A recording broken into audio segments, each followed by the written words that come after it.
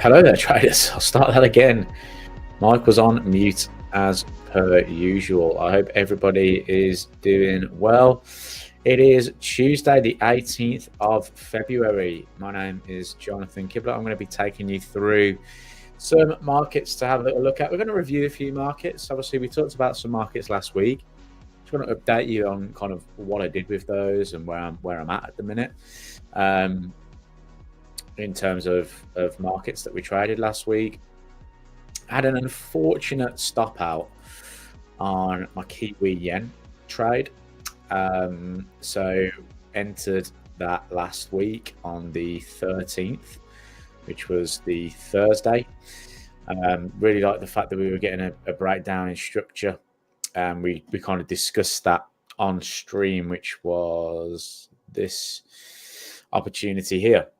So I'm going to go through why I got stopped out on this one shortly. I did reduce some risk down as we were kind of making and breaking sort of, although we didn't get a close below these lows, I started to move my stop loss down and I got a really unfortunate stop out on this one. And look at it now, you know, it'd be rocking and rolling. So that was unfortunate, but we'll go through that and yeah, we'll go from there. We'll go through kind of what charts coming up, what fundamentals we can focus on this week, COP reports, some of the ideas that I've got as well. So hope everybody's doing well. Who've we got in today then? So Harmy, welcome. Hope you're doing well. Michael, welcome as well. Royston, good to hear from you, mate. Hope you are well. Hope the family's well. So yeah. Big changes in the markets recently, big swings. So we're going to go through what's been coming up, what's been on the radar today. We've just had some interesting data drop. Hi, Tunji. Hope you're doing well. Good afternoon to you.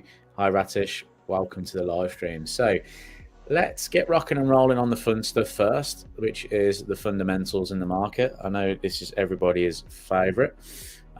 So we're going to start with what's happened this week. So first of all, we had an interest rate decision out of the RBA. RBA cut interest rates by 25 basis points, which was forecasted.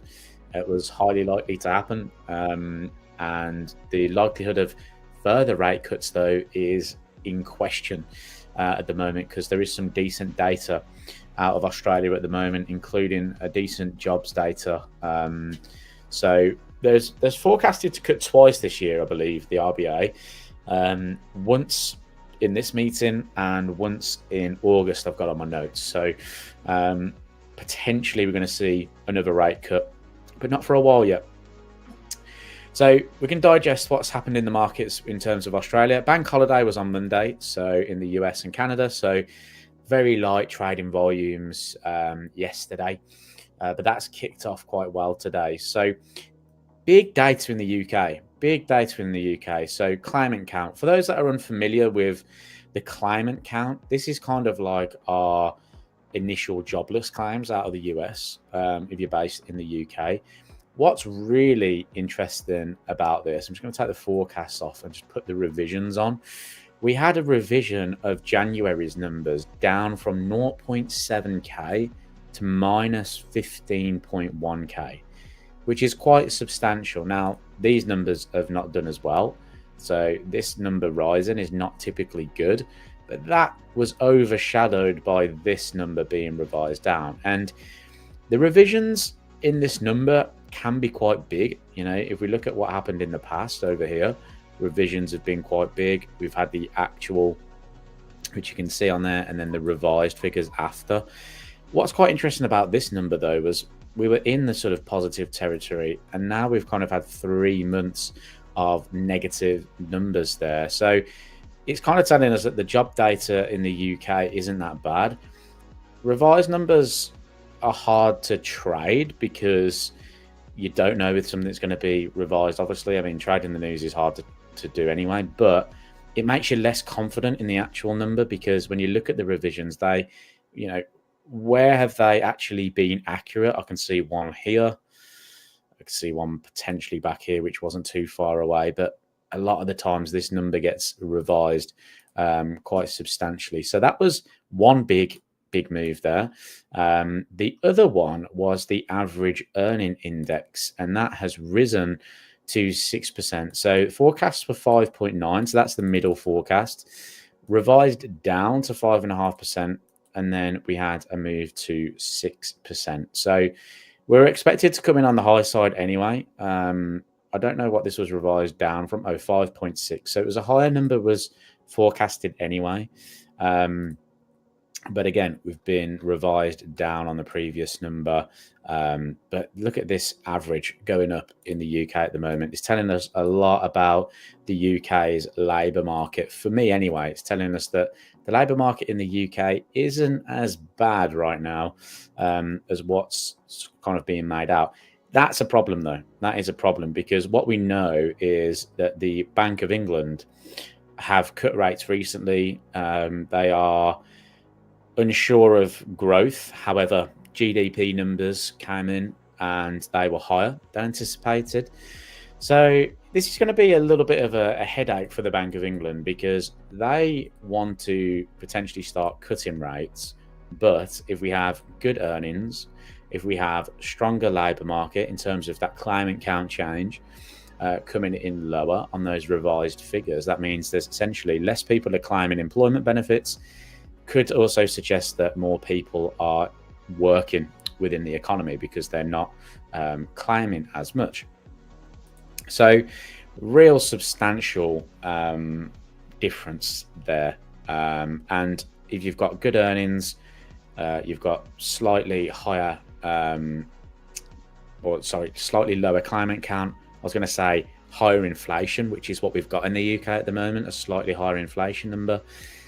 How can the Bank of England justify cutting interest rates? You know, it makes it harder for them to do that.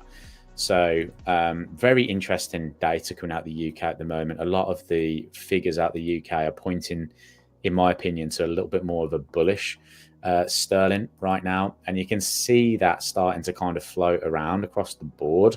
I was looking at a potential pound CAD short opportunity, but I'm kind of swaying away from that now because of this data out the UK. Now, that being said, on Friday we have big retail sales news in the UK.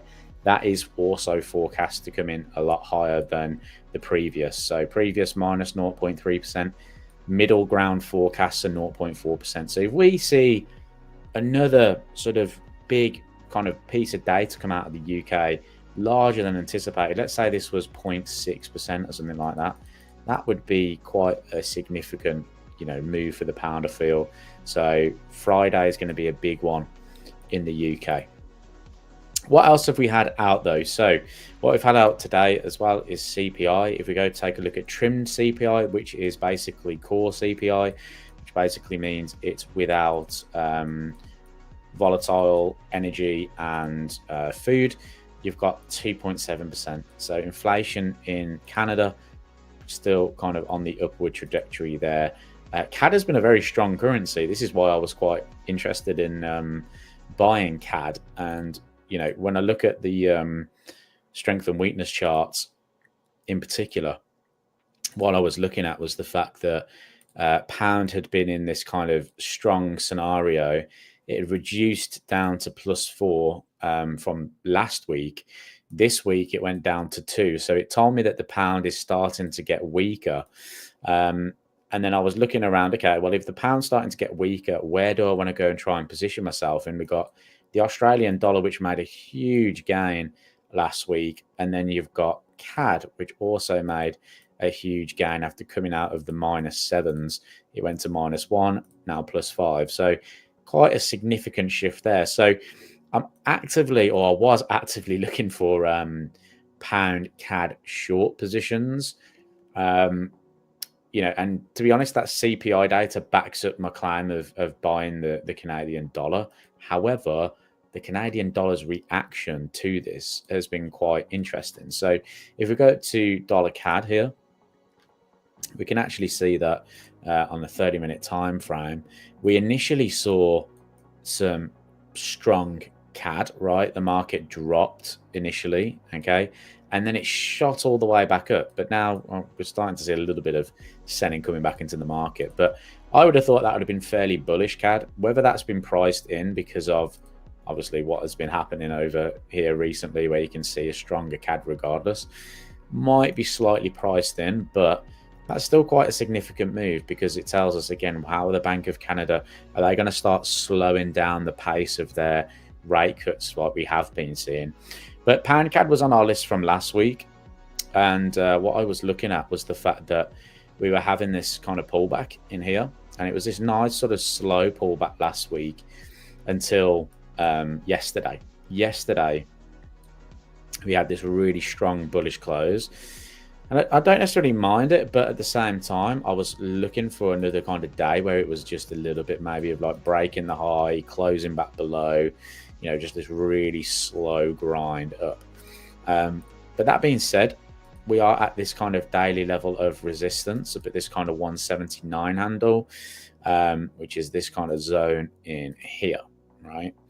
So I was looking for a potential short here, and what I'm going to be looking for, now we've got this kind of upward trend, I'm going to be looking for kind of breaks in this trend. So at the moment it looks like we've kind of created a low here. You can see I've had kind of alerts set. You know, this was my original alert, because what I was looking for was the market to, well, what I did see was we failed here, and I thought that if we broke through this trend line resistance, potentially took out this minor low, that the market would try and sort of trend to the downside again. But we haven't seen that. Market has continued to kind of press higher for now. So what I'm looking for is, can we see kind of like breaks in this sort of trend here? If we look at the hourly chart, you're starting to get that, right? You are starting to get that. Okay, market's made a new lower low. The problem is that this is a 4-hour uptrend, okay, which we're in right now. And we know this is a 4-hour secondary phase, right? So that's a secondary phase. And in a 4-hour secondary phase, you get a downtrend. What we need to see is that break. Price can then potentially continue back to the upside, back to the downside here. And then, you know, if we look at the 4-hour chart, where's the 4-hour low right now? Arguably it's this one, because we have a new higher high, higher low candlestick. So that technically makes this the low. So if that was to get breached here, then I'd be more confident in seeing that little bit more downside. But data out of the UK has not been that bad, which is, you know, interesting to me. It's making me think that this play here might not play out for now. We might have to just kind of wait to see. But that's the beauty about, you know, you have your why. You know, why do I like this market? Well, you know, there were certain conditions, but mainly for me, the strength and weakness of the market was suggesting that this could move to the downside. Do you then have the conditions for that to be made? Well, yes. Okay, I do, because we are in a daily downward trend. You know, that's technically a daily trend that's starting to build here.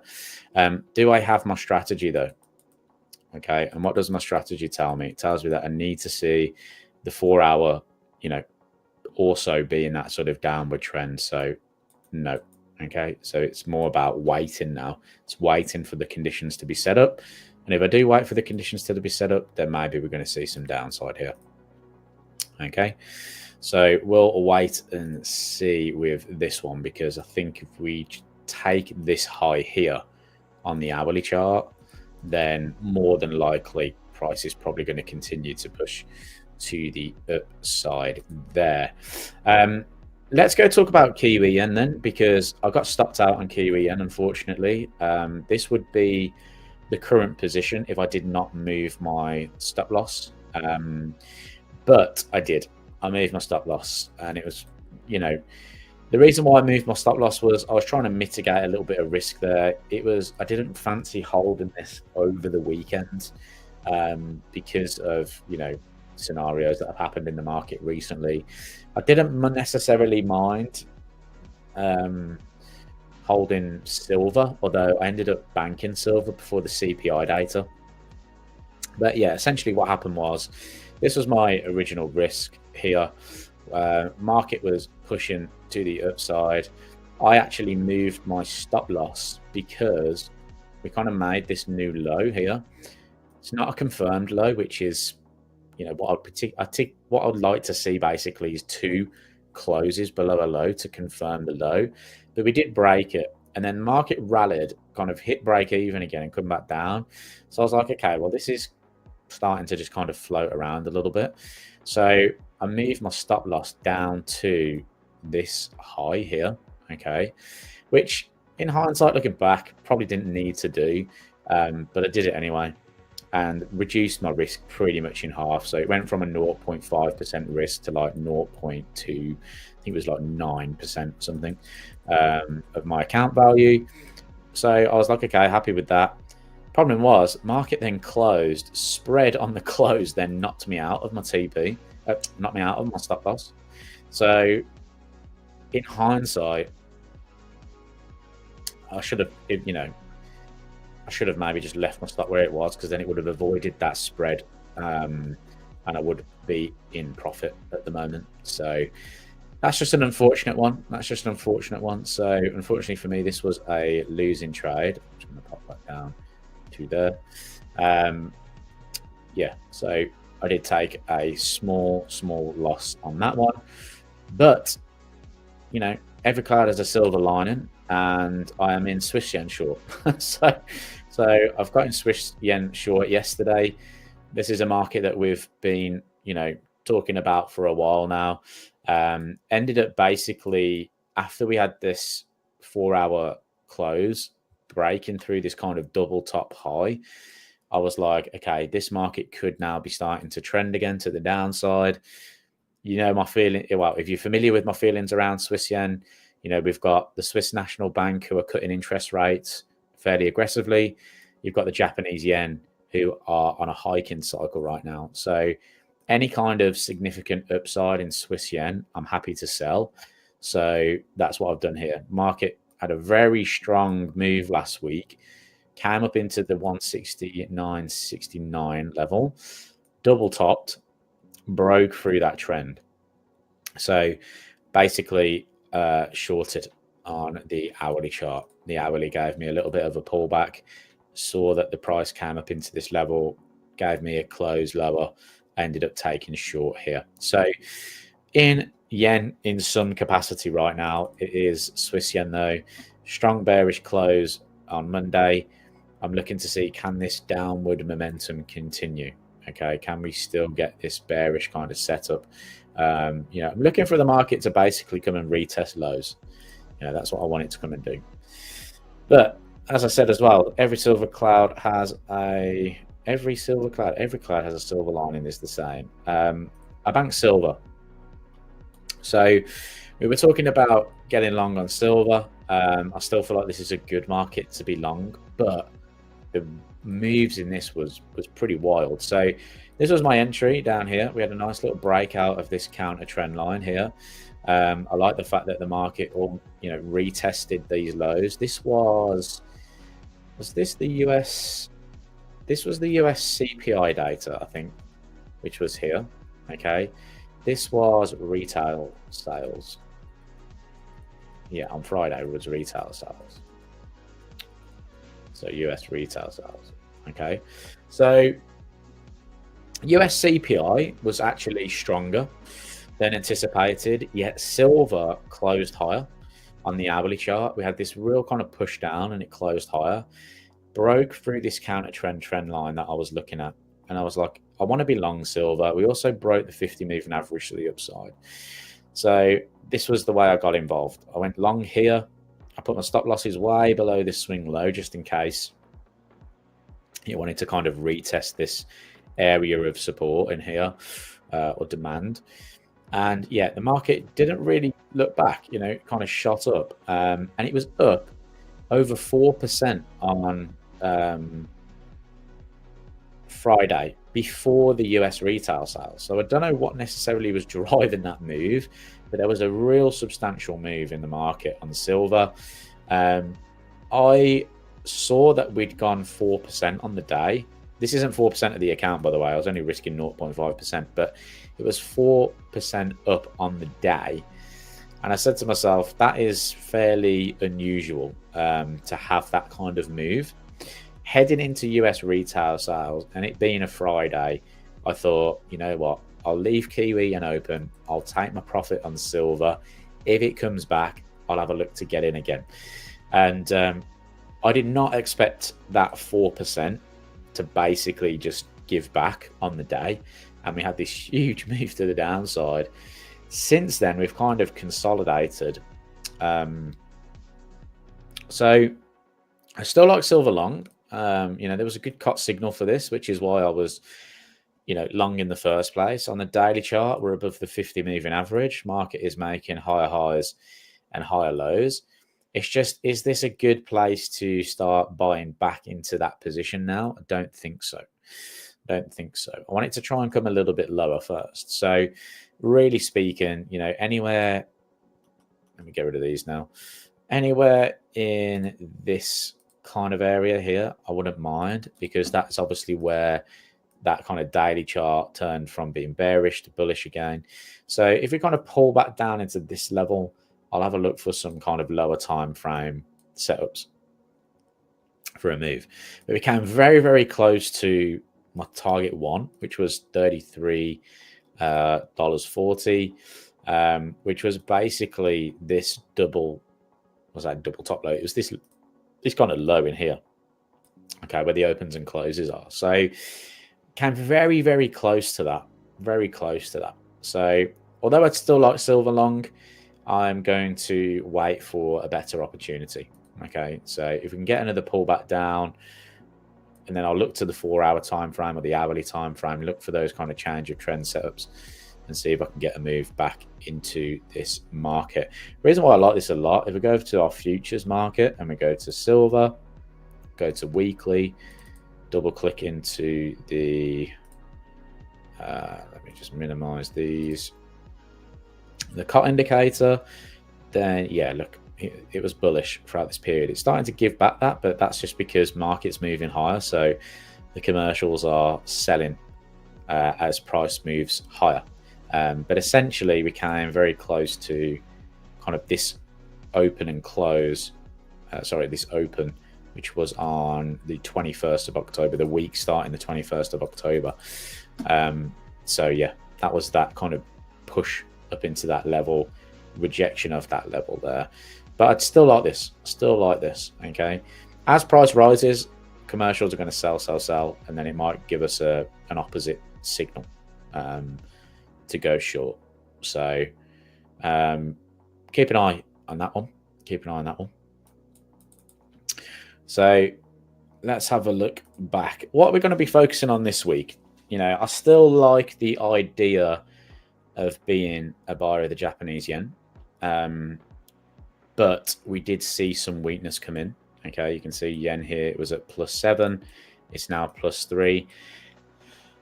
And we've seen a bit of a sell-off. That, you know, that's mainly down to the fact, though, that last week we had sort of a sell-off of the Japanese yen in terms of, I think it was a bit more of like a profit-taking scenario more than anything. The trends, most of the trends were still kind of intact. A few highs had been broken, which is why it's got this scoring system. But from a fundamental picture, Japan is still in a really good place, and I still feel that the Bank of Japan in particular are going to hike interest rates.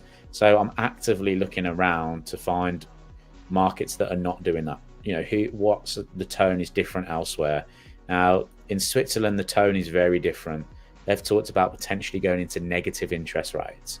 So Swiss yen short makes sense to me from that kind of point of view. It's also, you know, still in the negative on the currency strength meter. It's just that they're a little bit closer together now. You know, it was a 7 -2 difference last week. It's now a 3 -2 difference. So the difference between them is getting a little bit thinner right now. But that being said, I still like that kind of dynamic there from a fundamental perspective. We may see price rally, but I think those rallies will be met with some selling opportunities right now. Other markets that I'm pretty interested in. So obviously, like I said, I was a big fan of potentially buying the Canadian dollar. We did discuss two markets last week, which was Euro CAD and Pound CAD.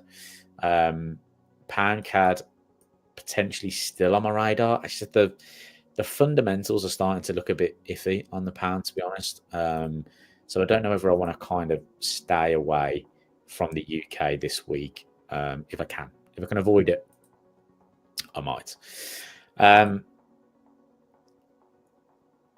being said, I could have just looked at a euro pound chart, and that's dropping like we did discuss a few weeks ago. I haven't traded that move, but did feel like the pound was a little bit stronger than the euro.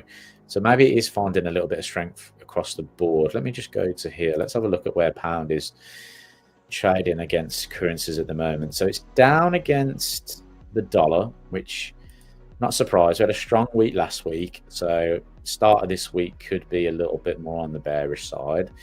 But it looks like it's just pausing for another move higher. That bit of consolidation there. So I think pound dollar moves higher. 127, I think, is a good level, maybe even 128. Now that we've reached 125, which was a stubborn sort of pain point for the pound, if we look left, you can see we have all this kind of structure through here. So this was a bit of a pain barrier for pound US dollar. We closed above that now. So that kind of opens the door up for a move to the upside. So yes, pound is looking quite decent on a move higher. Maybe you could look at a potential trend line break here for an opportunity. Or I guess there would have been an opportunity on a lower time frame. 15-minute is beginning to potentially change trend. If you see price kind of make a new high here, then that could be an early kind of sign that we're going to see some upside in the pound US dollar price. After coming down and retesting all these significant lows, we've seen quite a strong bullish reaction in that area. Just got to be careful of the data out of the UK at the moment. There's quite a lot of it going on. So pound could potentially move higher there. Let's have a look across. So like I said, euro pound. So it's stronger than the dollar at the moment. It's stronger than the euro, okay, which is seeing this kind of downside pressure. It's not as strong as the Australian dollar, okay, in here. Sorry, I was just doing some testing on some highs and lows. But it is, it's kind of floating around. So it's kind of mid on there. Stronger than the New Zealand dollar, okay, which is something we've kind of spoken about. I did a video yesterday on potential Kiwi further weakness. Pound Swiss is in a range.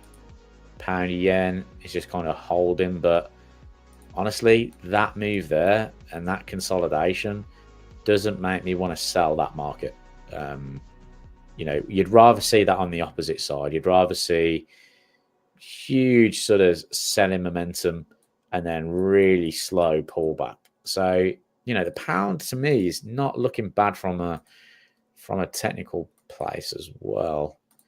I just don't want to sell it against I don't want to buy it against the yen, although price could just rally, because if the pound just takes hold, it could just go. And then obviously we've talked about CAD. I think these two currencies are fairly strong though. So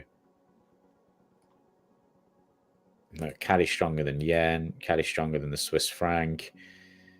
Euro CAD is down. Pound CAD is technically down, even though it's a strong currency.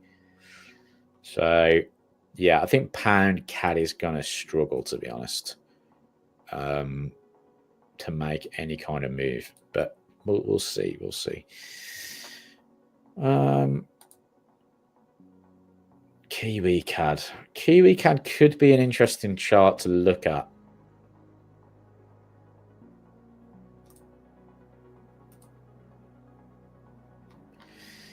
See how that closes tomorrow. If that closes tomorrow, we could see some downside here. Kiwi yen still looks pretty good to me.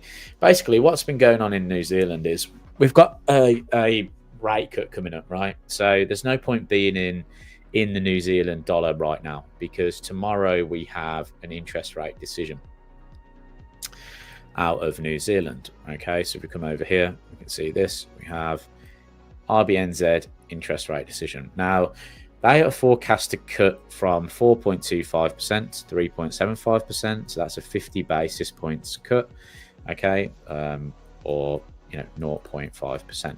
Okay, so that's quite a strong cut in the grand scheme of things. A lot of central banks at the moment are only doing 25. Just realised my tea could be going cold. So, in the grand scheme of things, 50 basis points is quite a substantial move. That being said, what is going on in the New Zealand economy right now? Let's go to trading economics. We're going to go to countries, and we'll go to New Zealand, and we'll have a little look at kind of what's been going on essentially in the market. Now, GDP growth rate is pretty low. Okay, so like I said before, 2 consecutive quarters of negative could be considered a bearish or a recession, sorry. And we had 2 consecutive quarters of bearishness, minus 1.1%, minus 1%. If we look at forecast, now forecast does suggest that we will see a bit of growth, right? However, Q1 of 2025 is forecast to be minus 1.2%. So forecasts are not really kind of helping the situation here for New Zealand at the moment when it comes to GDP. When we have a little look at the inflation rate as well. Okay, so the inflation rate has been coming down, Q4, 2.2%. Okay, we can go to inflation rate. Let's go core inflation rate. Core inflation down to 2.7%. Now that's not kind of where they really want to be, but 2.7% isn't that bad, considering their usual was sort of 0.8%. But I don't think we're going to really see inflation rates down here, and they don't necessarily want it to get to a point where it just starts plummeting like we are seeing in Switzerland right now. Switzerland were the first to hike rates, they were the first to cut rates, but then they were now they're struggling with sort of deflation. You can see it's starting to round off a little bit there. Inflation, core inflation, which is net food and energy. So that's not too bad, but it's heading towards that target range, that 2% target range. When we come up to the unemployment rate, this is where it starts getting a little bit of a problem, because the unemployment rate for Q4 2024 rose to 5.1%. So they've been on this, although they've been cutting interest rates for a while, their unemployment rate is continuing to move higher. That's something that they're going to want to try and prevent happening. Very similar to what we saw in Canada, right? Canada's unemployment rate was just going and going and going and going. So they started cutting very heavy, which led to this real kind of weakness of CAD. This is a very similar situation. They are experiencing higher unemployment rates. So they're going to have to start cutting a little bit more aggressively. And that's what makes me think that Kiwi right now could still be a little bit of a weaker currency. So any kind of strong currencies, I'm looking to potentially try and take advantage of it. It's a shame because there was a really good commitment of trader signal on this, which was formed back in January. We were talking about it because Kiwi dollar came into this 2022 low, and I thought this was a great level to be a buyer of the New Zealand dollar. I think we started talking about it sort of end of December, going into January, and we just have a little look, and we'll just get up the current trader reports here. What we do is just take off small speculators. You can see that commercials were buying New Zealand dollars at record levels. This is record levels, and that started at the beginning of January. Okay, I mean they were at record levels mid-December. Okay, so we had this huge spike up mid-December, and yeah, that's the reason why I was kind of talking about the potential longs on Kiwi at 55.50. That would have played out pretty nicely if we look at this kind of move that has actually happened from that 55.50 level. You know, price is up 180 pips, 3.3% from that. So that's not a bad sort of cut signal move. It's just that it's, although we've got this cut signal, it's not really being backed up now by, you know, the data. The data's still kind of putting New Zealand in a little bit of a tricky position, which makes me think this pullback here isn't going to be like a significant reversal, you know, like when we had in these kind of scenarios in the past. You know, we had extremes on both ends here. Market did continue to move lower, but we had a significant change of direction that followed that. I don't think we're going to see that big move. I think 0.58 is a good level to have a little look at, maybe some opportunities of Kiwi to the downside. So again, you might not want to trade it against the US dollar in particular, because the dollar's not particularly having a great moment. But when you look across the board, you know, I like the idea of buying it against the yen. I like the idea of buying it against CAD as well. I think they're good markets to potentially get involved with. Aussie Kiwi is still moving up as well, and that might be something to have a little look at going forward, because if we were to see the fact that the New Zealand central bank needs to cut rates aggressively, and you've got Australia who are not, because Australia are going to have to be worried about the implications of tariffs on China, not if but when and how much they're going to get tariffed by. They're trying to kind of stay out of the steel and aluminium tariffs. They're trying to see if they can get a little bit of leeway there, but if they don't, then it could be problematic for the RBA. So they will likely leave rates a little bit higher for longer.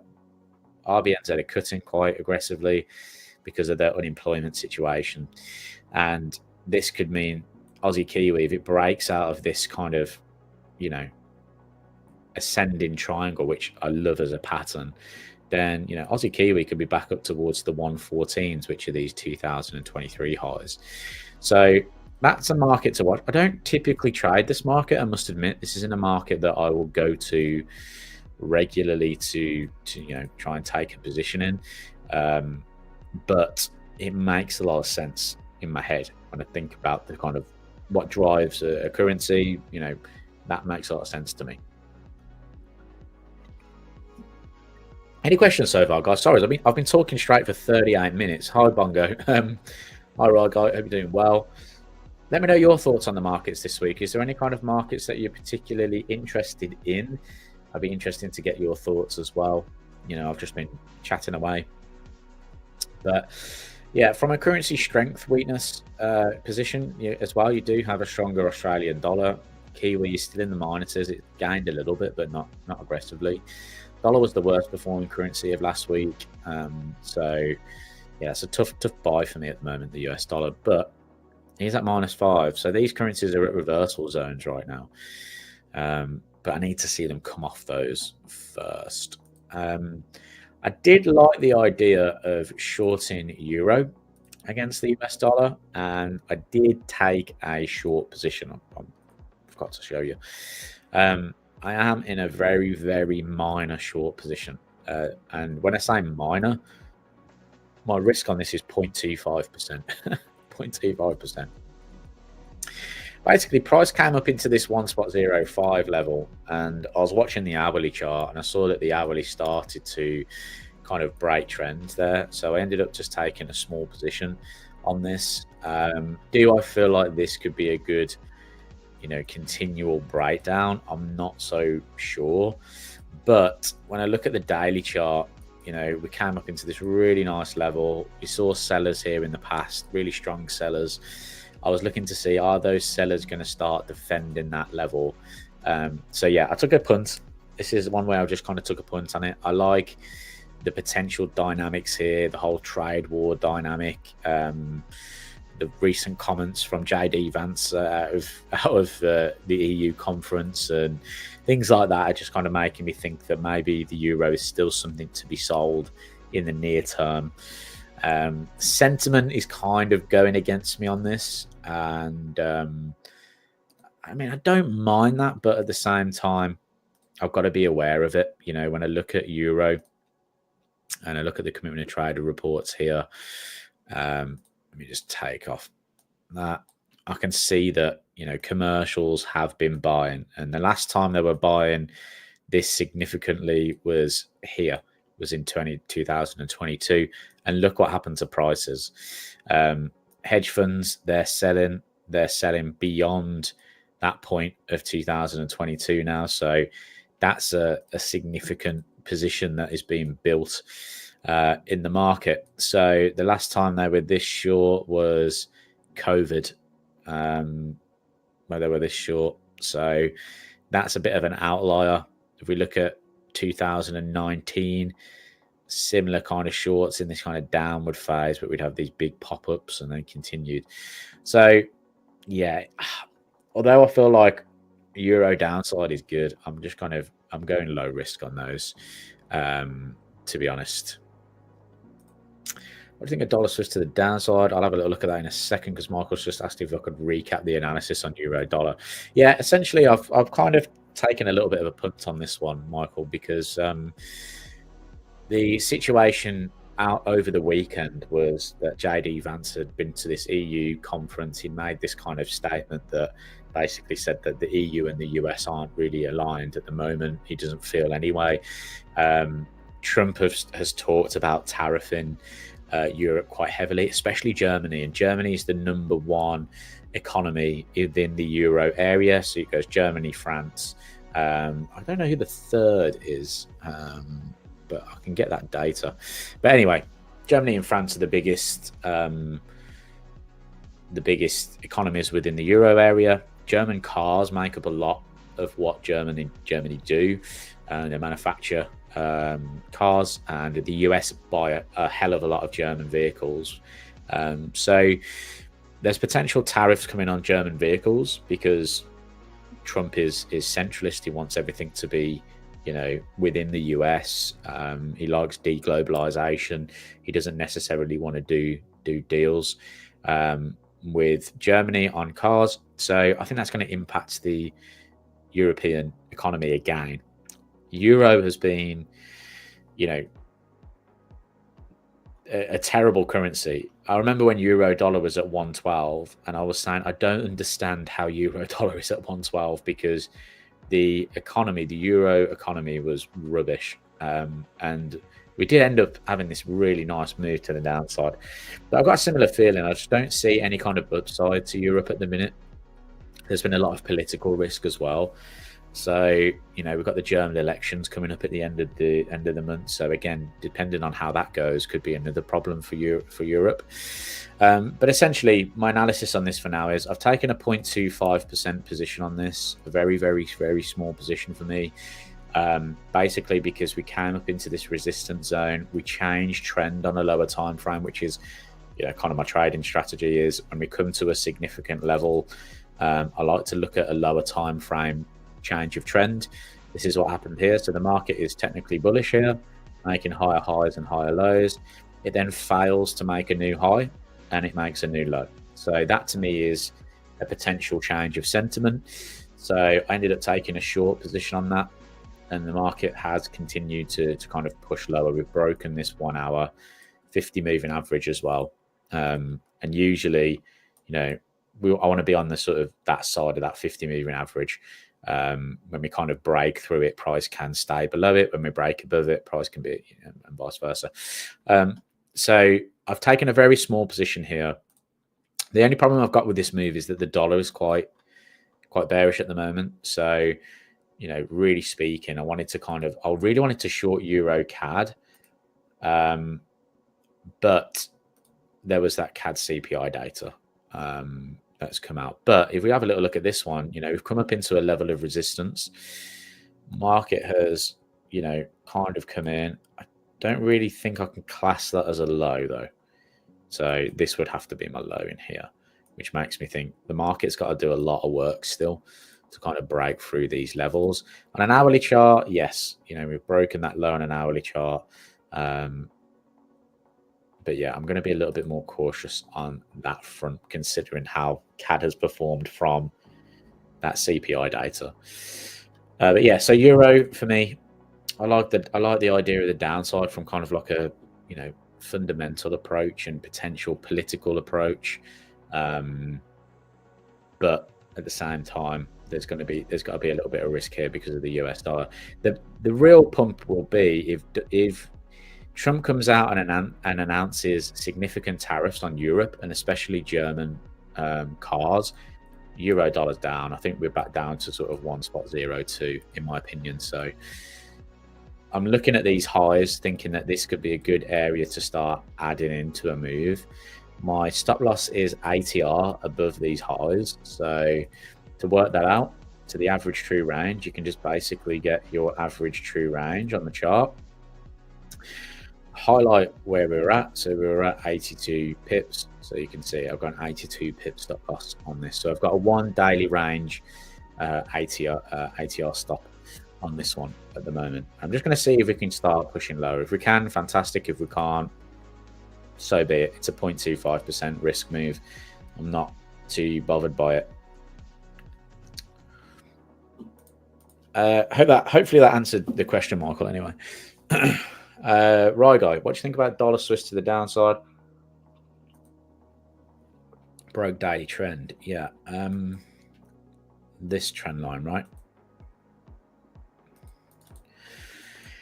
Yeah. See, I really liked dollar Swiss longs. I mean, I think I've had about 4 positions on it this year to the upside, which has been great, but I still feel from a fundamental outlook, this market could move higher.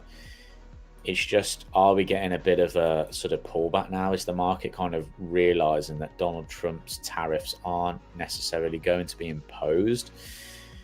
Now, if we look at bond yields at the moment, if we look at the 10-year, I still feel like there's some upside in this. This is a weekly chart of the bond yields.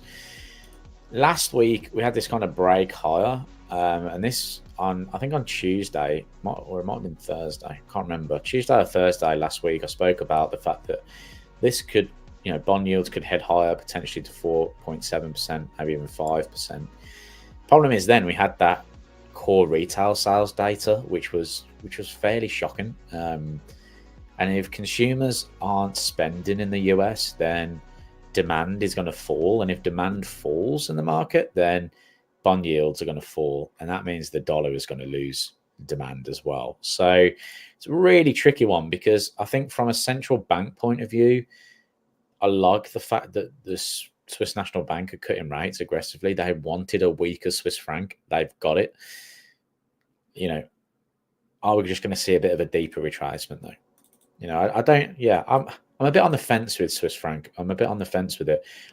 Still like to short it against stronger currencies. So like I said, I'm currently short Swiss yen right now, and I like that play. But I could be wrong. Let's face it, I could be wrong. The market could move higher. Dollar Swiss could trade lower. I can see dollar Swiss trade into these previous highs. It might then get a little bit of a rebound. Do I think dollar Swiss is going to be down, back at 0.84? I don't know. I kind of find that hard to believe at the moment. Great. No worries, Royston. Hope your grandson's okay. And yeah, I'll speak to you soon. I'll drop you a message. I'll drop you a message on LinkedIn or something, and we'll have a chat. Yeah, I'll speak to you soon, mate. Have a great day. No worries, Michael. Yeah, Rog, I think it's an interesting debate at the moment, because usually when I look at the fundamentals, I'll be like, well, dollar's fundamentals have been strong, but they are starting to give things back now. If we look at the let's have a little look at it. We'll go to here. We'll go calendar. Let's take off everybody. Let's clear that. Let's just do the United States. Click save. And I want to do this month. Okay. So JOLTS job openings came in lower. Okay, so that's quite significant to have a little look at. Manufacturing PMIs came in higher, which was good. Services PMI as well, I think came in higher as well, although I can't see it on here at the moment. How do I get them all on here?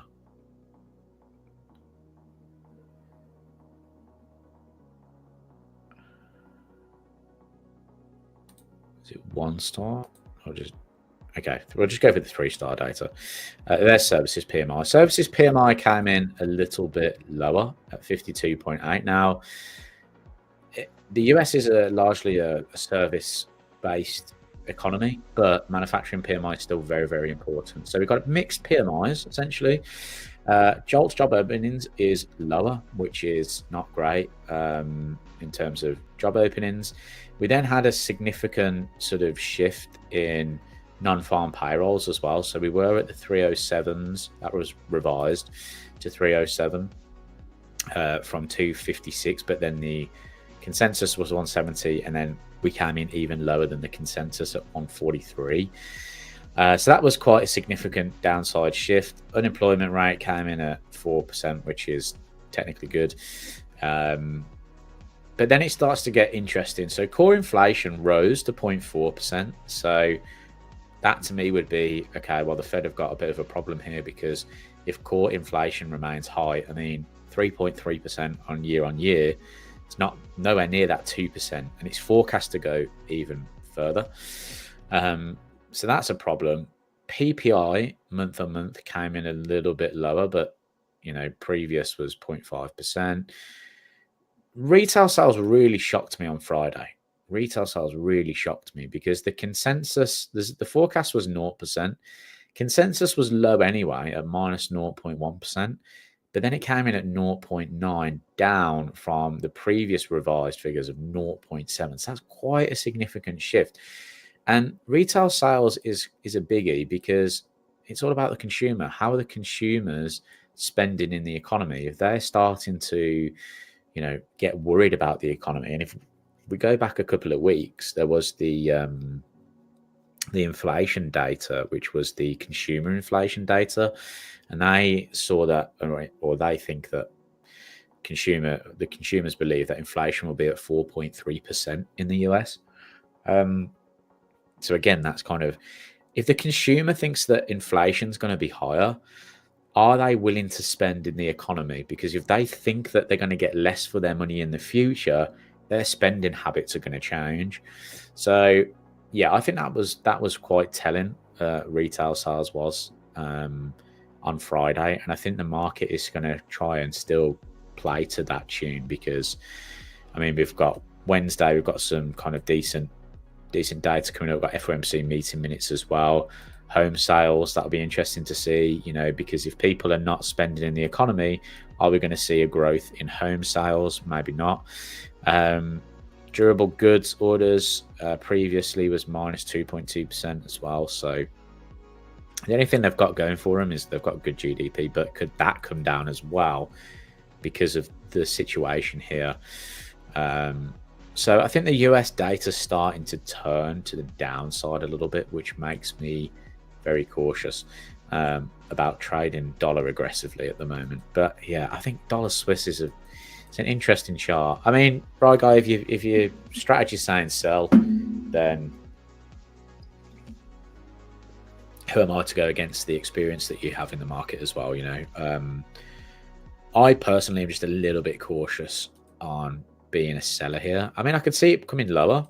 We're at a very strong resistance point when you look at prices. You know, if you're a hedge fund or, you know, a trader that has a lot of money, and you look at this chart on a weekly basis and go, well, where's the best place to buy this? Well, it's down here, right? Because that's great value for money.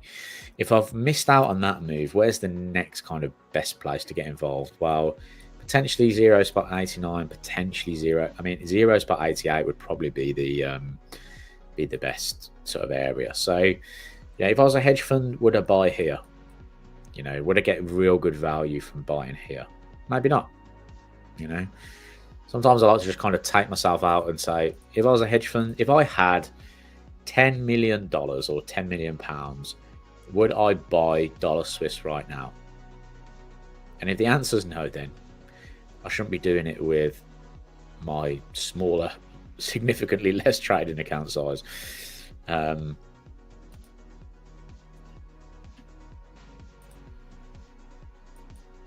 Dollar yen's also interesting. We're kind of in this kind of space of, you know, support in here. I still like dollar yen downside. Again, I think the fundamentals playing really well to this market. I can see this market, you know, trading a little bit lower. It is starting, because we're kind of at this support, we are starting to see yen give back a few of those gains, like Aussie yen. I mean, that just looks like a coil ready to go bang up into that 98, doesn't it? Now, believe it or not, the currency strength meter is telling us to buy Aussie yen. I just don't know if I can do it. I don't know if I can bring myself to do it.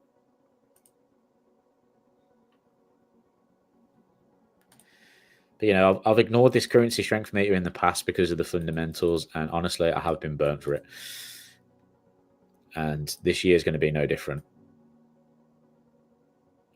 I mean, look at that. Support, support, support. Is that going to hold? Is that going to hold? And is that going to pop up to 98?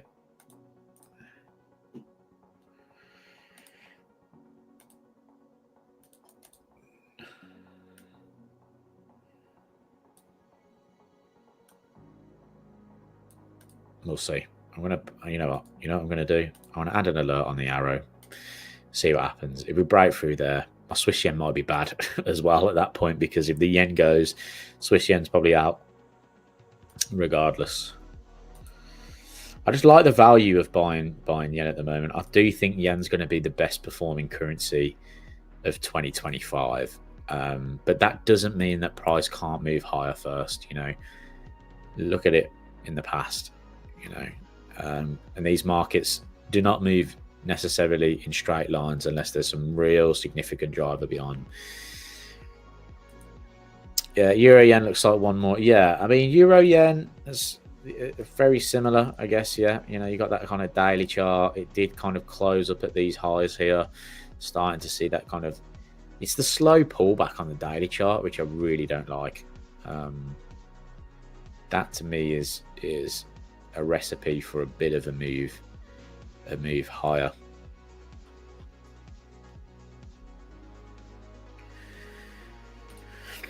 Also, since you're unsure of Aussie yen, what's your currency?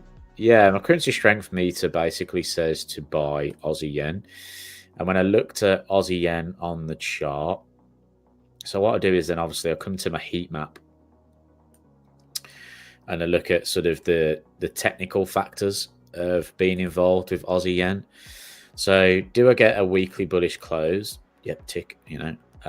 Was price above the 50 daily moving average though? It wasn't.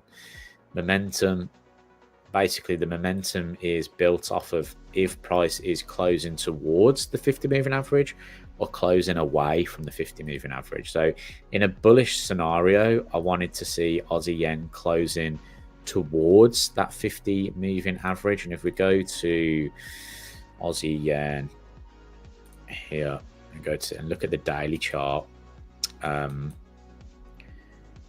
it was technically closing towards it here, okay, but I actually didn't update it until yesterday. So I went with Monday's data because I had more data to go off of, and it was closing away. So that is the only kind of downside here, is the fact that we're still below the 50 moving average. Obviously that does not mean that price can't move higher. You know, price is below the 50 moving average here, it moves back to the 50 moving average. But it's just something that I like to look for. If I'm going to be really bullish something, I want it to see a bit above that 50 moving average. It's just because from a momentum perspective, it's usually better for that. So that's why I was kind of looking at that. The stochastic, so I have a daily stochastic on the chart, which you've seen before, which is this one here. Okay, now I did a really interesting technical study on this. So let's say you wanted to be a technical trader and you only want to be a technical trader. I firmly believe that you still need a why to get into a position, because I think it makes you more efficient. It makes you a better trader. It makes you understand why an asset is moving in the first place.